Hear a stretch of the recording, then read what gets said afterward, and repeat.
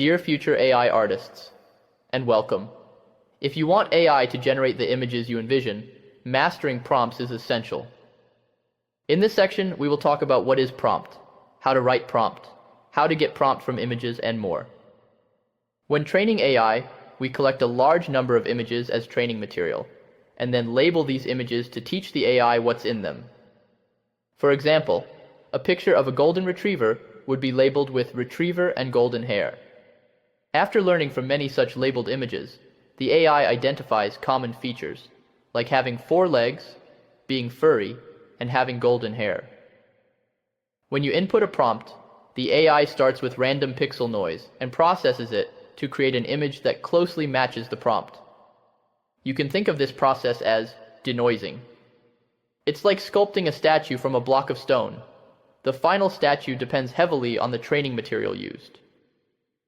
If the training material only labels golden hair in images of retrievers, then any prompt with golden hair will likely generate a golden retriever. If golden hair appears in other images, like a golden lion, the AI will consider the entire prompt to determine the most probable image.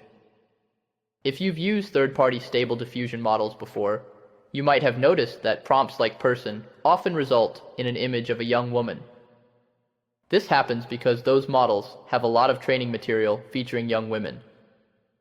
Now let's talk about why prompts like best quality and masterpiece exist. Images labeled with these keywords generally have high quality features. Using these prompts ensures that your generated images inherit some of these high quality traits, making the output look better. Also, prompts like Ultra HD or 8K don't actually affect image size, but add features typical of high-quality images. You'll also notice that numbers in prompts, like 6 dogs, often don't work well. You might only get 1 dog in the image, because the model wasn't specifically trained with numerical tags. Think of the AI model and the prompt as your creative team. You are the creative director, and the AI model is your team. It's not an artist itself. It follows your instructions. So, you need to clearly communicate your needs to get the desired result. Different models or teams have different strengths, so choose the right one based on your needs. Many people mistakenly believe that AI artists just type a few words, but that's not true. Not everyone can articulate a creative vision or become a creative director. Just because everyone can write doesn't mean everyone can write a bestseller. Many people are used to executing tasks without understanding the strategic decisions behind them. I started from the execution level and worked my way up to decision making, so I understand the skills, mindset shifts, and broader perspectives required. No creative work is truly simple. Those who think everything is easy often lack a higher level perspective. If you understand what I've shared, congratulations. You're ready to be your own creative director. In the next lecture, I'll cover key points for writing effective prompts, and I will see you in the next lecture.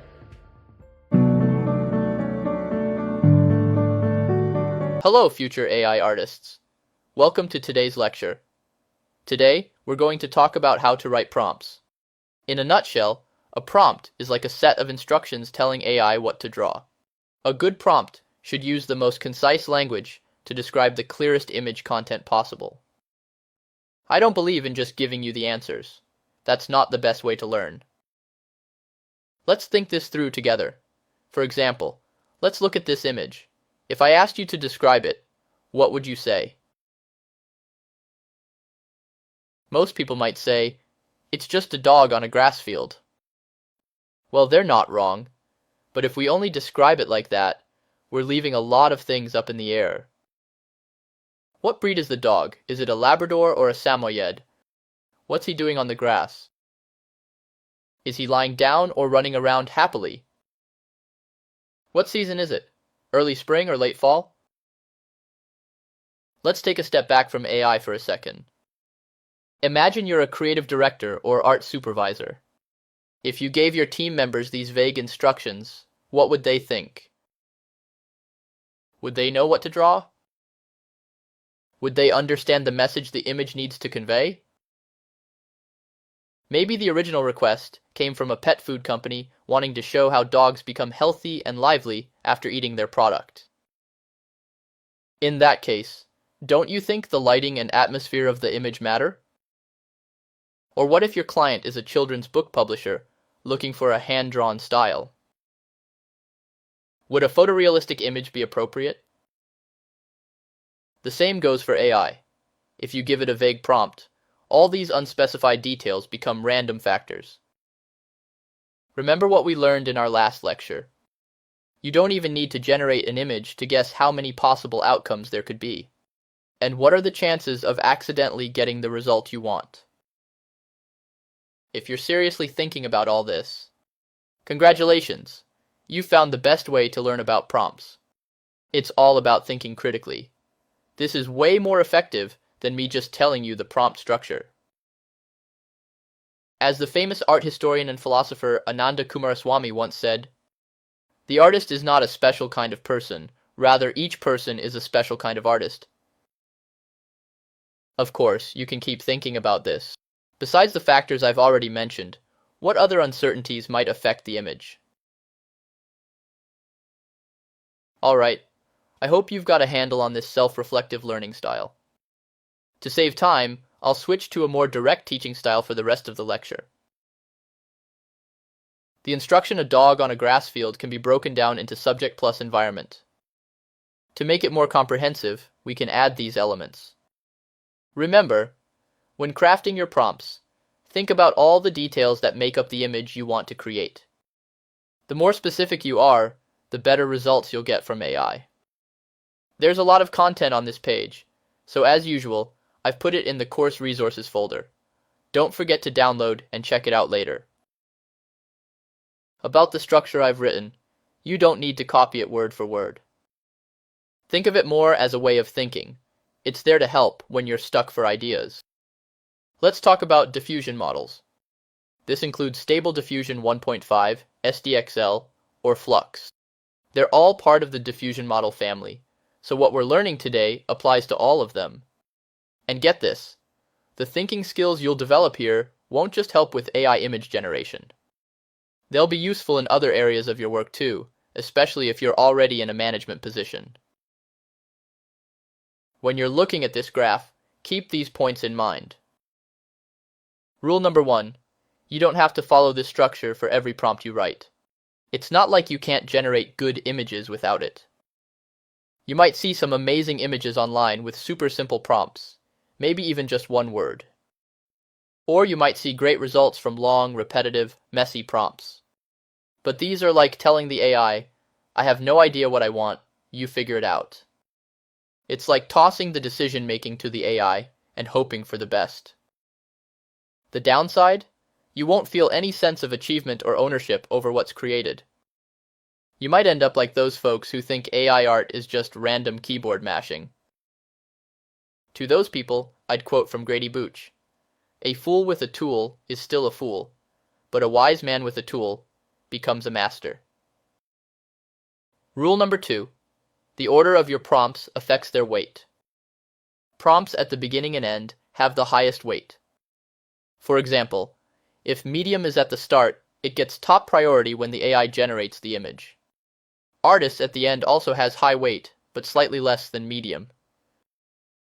Rule number 3. Try to match your medium and artist.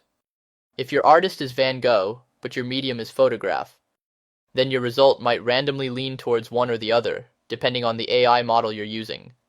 Remember what we learned last lecture? Rule number 4. Want to change the default weight of a prompt? Surround it with parentheses and add a colon followed by the weight value. For example, parentheses, green grass, colon, 1.2, parentheses. The default weight is 1, and it's best to stay between 0 and 1.5. Too low, and the AI might ignore it. Too high, and you might end up with green grass everywhere. Rule number 5. Color-related prompts can affect the overall color tone of your image. Red flower might make clothes red too. Even prompts with implied colors, like fire flame, could turn clothes reddish. Number-related prompts are usually hard to see in the final image, unless you're using specially trained models. Resolution prompts like 4K or 8K won't change your image size. They just tell the AI to include features common in high-res training images. In prompt structuring, styles and artist-related prompts are very special and have a significant impact on the images. Here is the list of artists applicable for the 1.5 models. Using it is very simple. Find the style you like, click on an image, then click on the style name here. You can then paste it into your prompt for use. Next is the list of artists for the SDXL models. To use it, simply click on an image and then manually copy the artist's name. Mastering artist prompts is also crucial for generating unique images. It is important to match the appropriate artist to the suitable scenes based on your specific needs. I suggest picking a few art styles you like, combining them with different artists, and then seeing how it turns out. You need to be aware that some third-party models, due to having too many images of a single style in their training set, such as photography or a specific art style, may not effectively reflect the impacts of styles or artists. Alright, that's all for this lecture. Combined with what you learned last time, I hope you're all set to understand and use prompts flexibly. Remember, this section is the core of your AI art learning. Try to really get it and use it creatively. And I will see you in the next lecture. Hello, every future AI artists. Welcome to today's lecture. In today's lecture, we will talk about how to extract prompt references from images, which can be super helpful if you're feeling stuck with prompt writing. First up, I'm going to introduce you to 3 completely free websites that can help us out. Let's check out the first one. All you need to do is drag and drop your image onto the page. Hit the Submit button, and wait for the image analysis to complete. This process might take a little while, so hang tight. Once it's done, boom! You've got your prompt extracted from the image. If you find the first site a bit slow, no worries. We've got a second option for you. It works the same way. Just drag and drop your image, hit Submit, and you're good to go.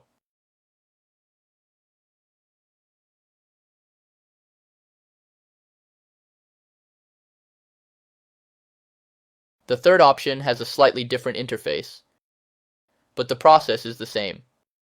Click to upload your image, then click the button below, and you're all set.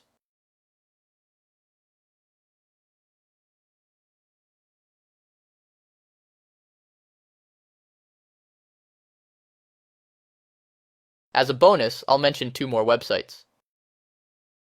These are paid services, but if you're interested, feel free to give them a try. I'm just letting you know they exist as options.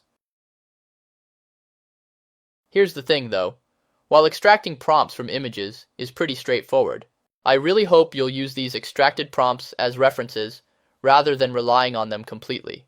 After all, the heart of any art form is the creator's own thoughts and unique expression of ideas. No matter what form it takes, anything that achieves this deserves to be called art. Trust in your own artistic vision, for it is the light that guides you through the labyrinth of creation. Your perspective is unique, and it is this uniqueness that the world craves. Alright, that wraps up this lecture, and I will see you in the next lecture.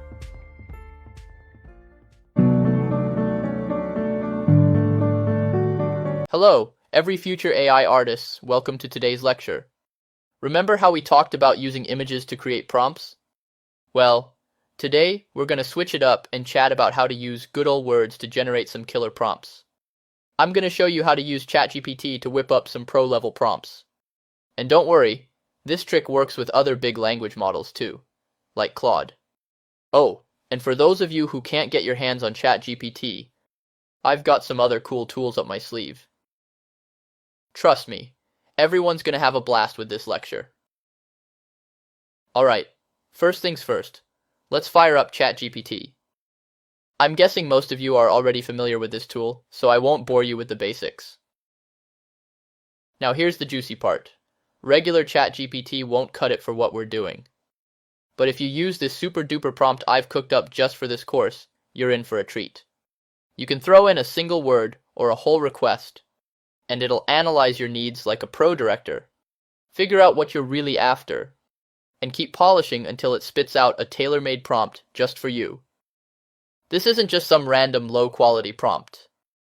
This is my secret sauce, perfected over years of blood, sweat, and tears. You won't find anything like it floating around the internet. And guess what? If you've bought this course, it's all yours. Tweak it, upgrade it, go nuts. You can grab it from the course resources folder. When you first fire it up, it'll say hi and ask for your request. Let's keep it simple and say cat food advertising. Watch what happens next. See that? It's like it read your mind. It starts brainstorming all these awesome ideas that fit what you need. Then, it gives you 3 options. Pick one of its brainstorm ideas, ask for more ideas, or let it decide for you. Let's play it cool and say, I'm not sure.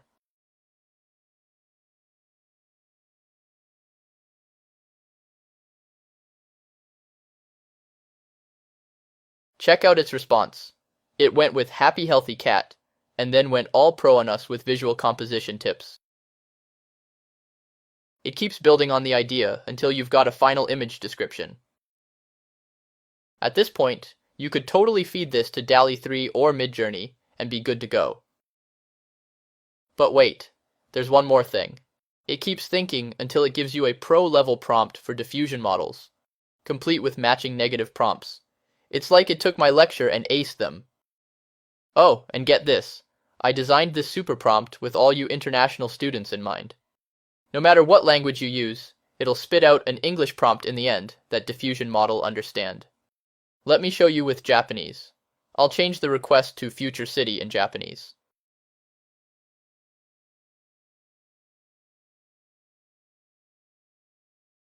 Then we'll ask it to choose for us again.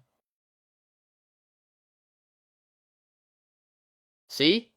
Even though it's chatting in Japanese, the final prompt is in English. And it works with French, German, Portuguese, Korean, Chinese, you name it. I'm using GPT-4 here, but GPT 3.5 works too. It might not be as that smart, but it'll get the job done. And hey, you can even use this with Claude for some pretty sweet results. Now, I know what some of you might be thinking. Prof, if you've got this awesome tool that writes prompts for us, why did we spend so much time learning how to write them ourselves? Well, here's the deal. Knowledge isn't just a bunch of random facts. Learning is like putting together a massive jigsaw puzzle on an infinite canvas. You might not see the big picture yet, but every piece you connect is going to make a huge difference down the road. Take this cool tool I just showed you. If I hadn't taught you about how prompts work and what goes into them, how would you make sense of what it spits out? And what if you need to tweak things to really nail your vision? You gotta crawl before you can run, right? Alright, now let me show you a few more online tools that'll make your life easier. Check out this page. Just type in what you're thinking. Let's say dog. Hit submit.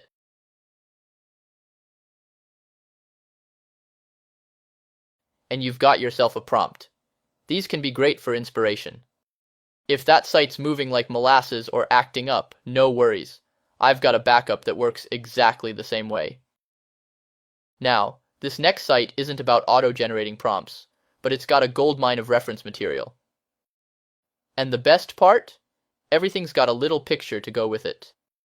Look at all these materials. And there are tons of composition and lighting options. You've got art styles for days, and all sorts of medium types. Want a specific prompt? Just click it. Then you can copy it, or uncheck stuff you don't want. There's a whole world to explore here, so have at it. And that's all for today's lecture. I hope you'll play around with these tools, and mix them up with everything else we've learned to create prompts that are uniquely you. And I'll catch you in the next lecture.